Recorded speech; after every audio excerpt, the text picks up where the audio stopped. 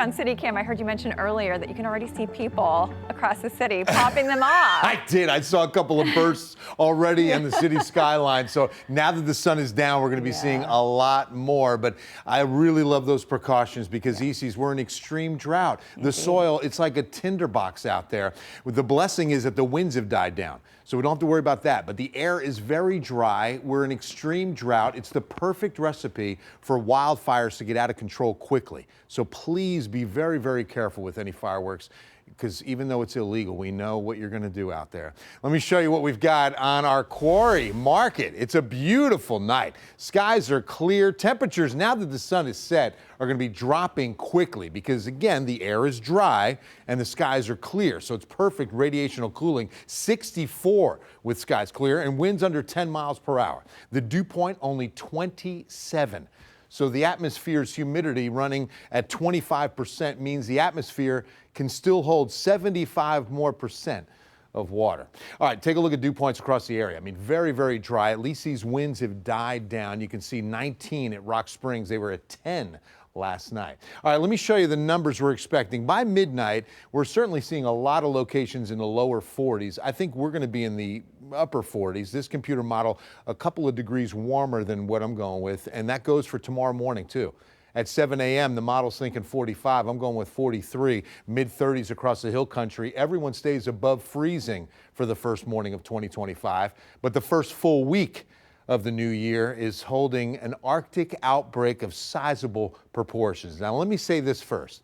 We've got two global models that we focus on, one of which says it'll be a glancing blow with a lot of the coldest air going to the southeast. The other says it's going to be a direct hit, and we're going to stay in the 30s one day and barely get out of the 30s the next, and wintry precipitation along with it. So we're going to go with the latter of the two for now, because why not prepare for the worst case scenario and pray for the best, right? So here's what we've got. I think on Thursday morning we could see a few light sprinkles. I mean, nothing too measurable.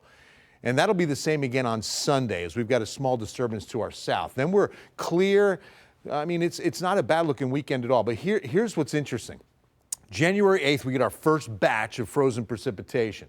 And you can see it's a bit of a wintry mix from southeast New Mexico stretching east towards Dallas. Our precip stays liquid on the 8th. But watch what happens on late night the 9th and into the 10th. Look at this. I mean, this is like, wow. I mean, from Del Rio in this darker blue, this would all be snow across San Antonio into the early morning hours of next Thursday. So it would be Wednesday night, Thursday, that we're going to have the best opportunity to see some snow. Now, will we see accumulation? That's always the next big question. And would that have some widespread effects on our city, an impact on our city? Well, one thing's for sure, a weather impact alert begins on Tuesday, and it's going to be extended through next Wednesday, Thursday. All right, first, New Year's Day, 63, then 64 Thursday, a little warming trend closer to the 70s by Sunday. But then again, here we go, a freeze on Tuesday. So the weather impact on Tuesday is more about temperatures. Wednesday, too, where we stay in the 30s.